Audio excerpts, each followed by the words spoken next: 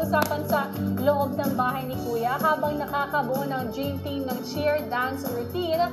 Tila may nasisira namang friendship sa mga teens. Paano na ang BFF goals?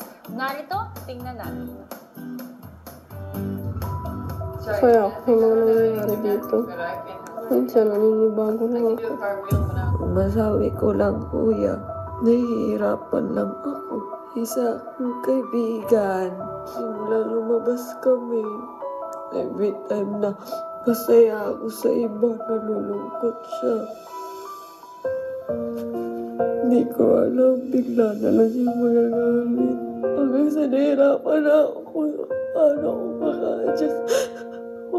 Para maging masaya siya. Ayaw ko nakikita ko.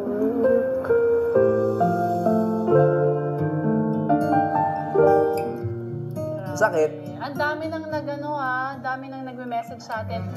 Gusto nila nang makita yung episode. Masakit kasi alam natin kung saan nagsimula yung pagkakaibigan nila, kung paano na-develop at ngayon may mga hinaing pala sila sa isa't isa. Sana yung mga supporters na lang nila, wag na mag-gumato, wag na mag-away-away. Lahat naman tayo, i-wish na lang na maging okay lang lahat. Kasi, I am sure magiging okay naman kasi iba yung friendship alam nila. Alam mo, tsaka imposibleng hindi maging okay. Oo, Diyos ko naman. Lahat dumaan sa ganyan eh. Yung mga tampuhan, di ba?